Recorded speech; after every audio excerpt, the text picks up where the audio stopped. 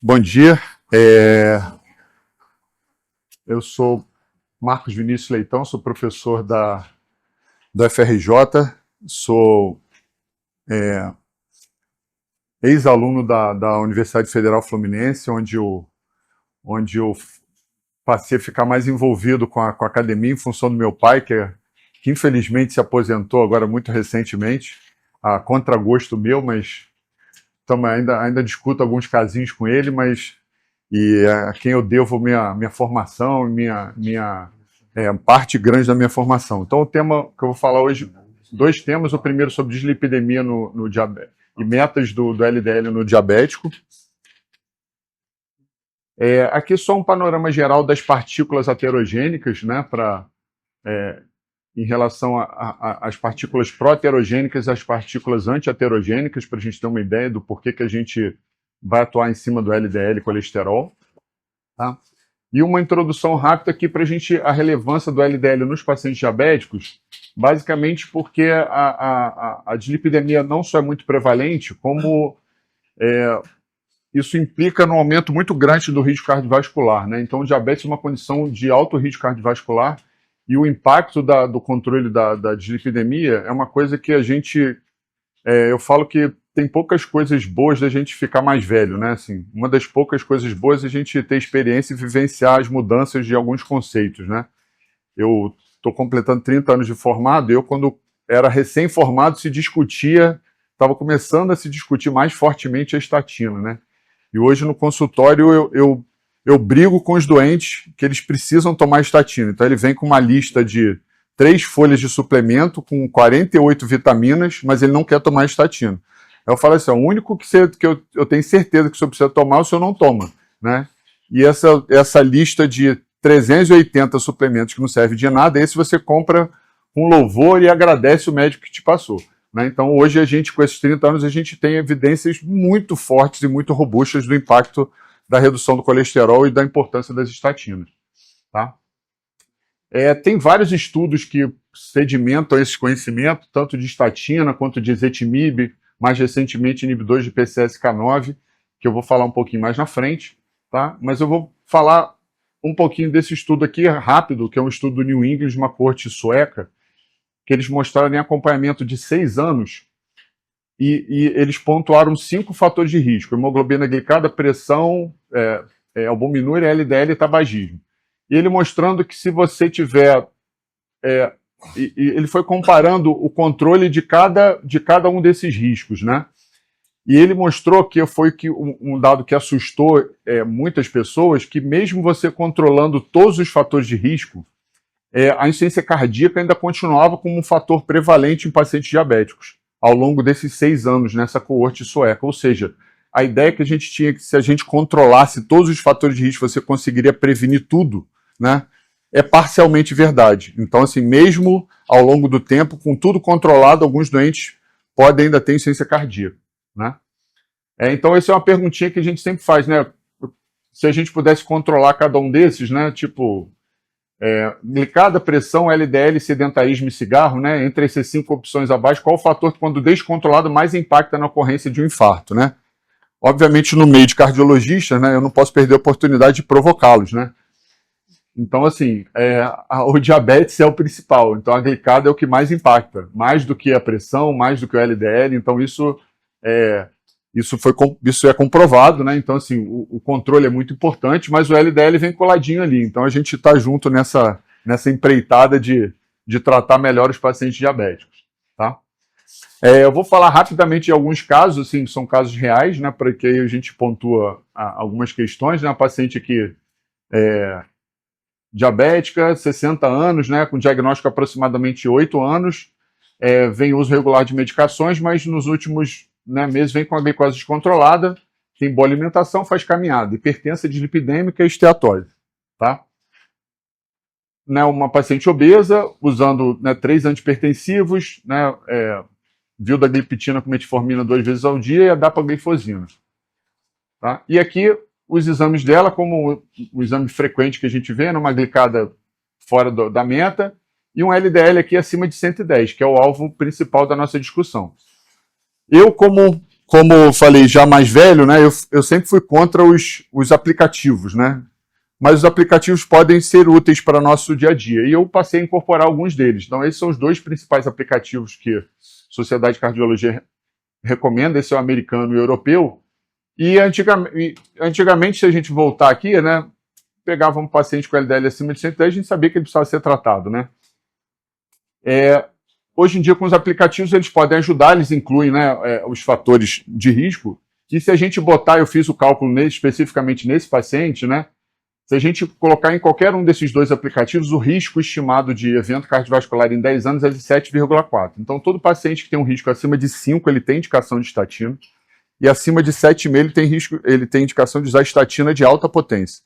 Então, sim, não tem dúvida. Então, esse é um bom argumento porque que eu boto a questão do aplicativo. Quando você transforma isso em número para o paciente, às vezes é melhor dele conseguir entender a necessidade. Eu falo assim, isso aqui não tem discussão. Ah, não, porque frequentemente ele vem assim, fulano de tal falou que o meu colesterol está alto, mas o outro falou que não está tão alto.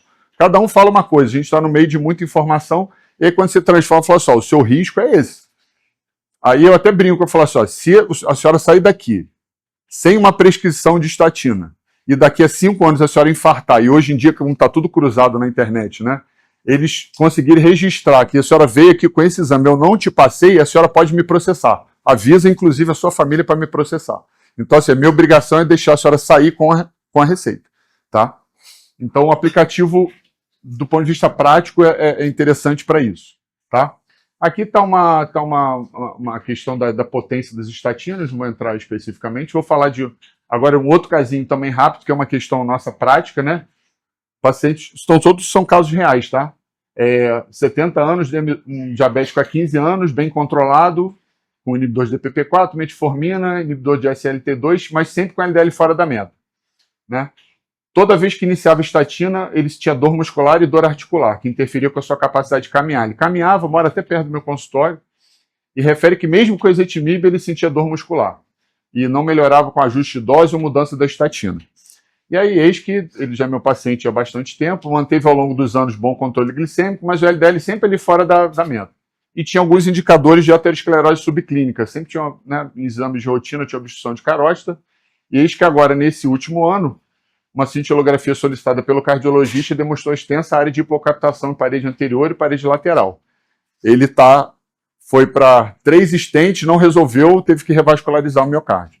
Então, esse é um perfil de doente que a gente fica, às vezes, naquela dúvida, se trata ou não trata, ele está com LDL fora da meta, mas vai passando o tempo, ele é um doente de alto risco, né? Então, isso que o professor Nani depois vai falar de estratificação de risco. Então, assim, a importância da gente colocar esses pacientes dentro da meta, né? Então, a grande pedra no nosso sapato, né, é o efeito colateral da estatina, né? A miopatia, os doentes falam e tem muito medo, né? Eu falo o seguinte, que a prevalência da miopatia pela estatina em torno de 10%, mas eu falo que, assim, quem tem dor muscular vai para a internet e gritar que está com dor muscular. Os 90% que não tem dor, eles não vão para a internet assim, estou muito bem com a estatina, não sinto nada, né? Então, assim, o barulho vem de quem passa mal. Então, assim, as pessoas têm ideia de que todo mundo tem dor muscular. Falam, eu vou começar a tomar um remédio que me dá dor muscular. Fala só, 10%.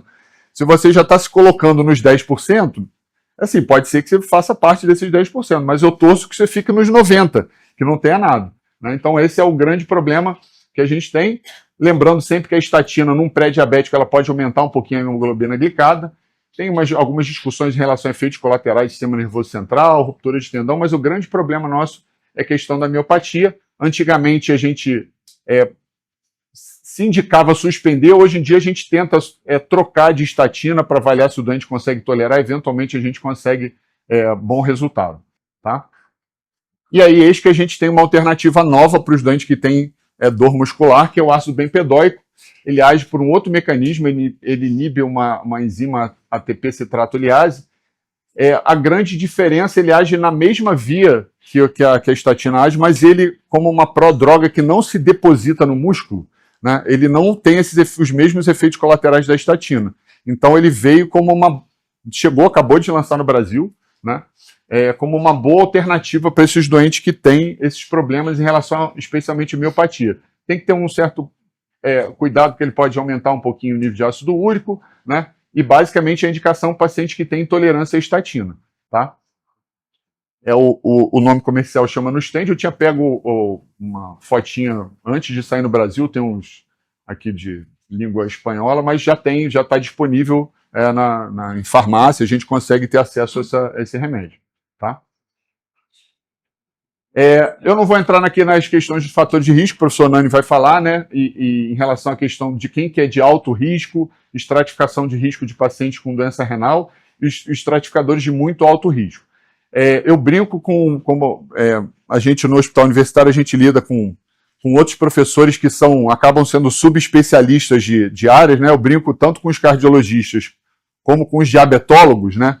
Que para eles a estatina tinha que estar jogada dentro da caixa d'água, né? Tipo, todo mundo tinha que usar a estatina.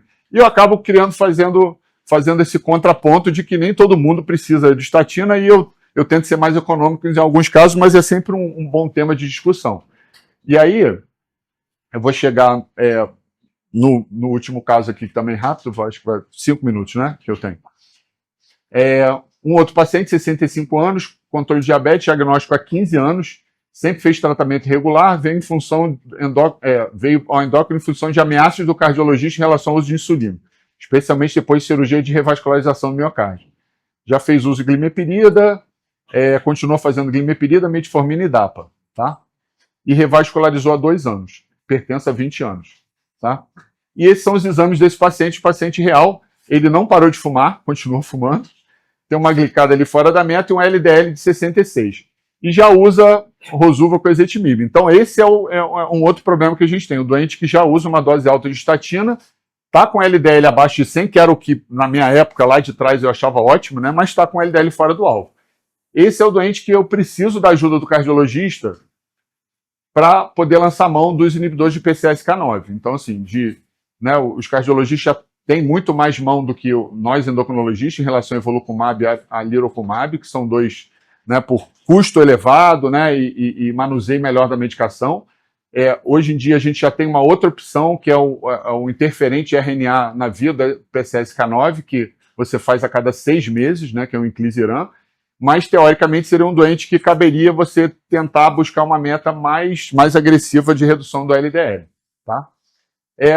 Nosso questionamento em relação ao inibidor de PCSK9 é que, no principal estudo, né, ele não mostrou redução significativa da mortalidade, mas com P limítrofe de 0,052 e mostrando que o benefício foi maior quanto maior era o LDL. Então, talvez esse doente aqui com LDL de 60... talvez ele não tenha um impacto tão grande como você começar com um paciente que tem um LDL um pouco mais elevado, tá? Então a gente nunca deve esquecer das recomendações usuais de atividade física e como benéfico para os pacientes. E esse é o algoritmo atual da Sociedade Brasileira de Diabetes, que esse é o que eu brinco com a minha colega lá da FRJ, que é difícil que você tenha um diabetes tipo 2 que você não tem indicação de usar estatina, né? Mas se ele for de risco baixo intermediário, a meta já é muito baixa, dificilmente você vai ter alguém com LDL abaixo de 100. Num paciente com categoria de risco alto, a meta é LDL abaixo de 70, e no muito de risco alto abaixo de 70, e muito alto LDL abaixo de 50. Então, nesses casos, né, não vai ser tão infrequente a necessidade da gente não só usar estatina de alta potência, como eventualmente lançar mão de outras alternativas. Apesar daqui a gente está focando mais no diabetes tipo 2, me perguntam muito sobre diabetes tipo 1. Né? Então, assim, aí o diabetes tipo 1. Eu botei essa foto aqui com a autorização do paciente, tá?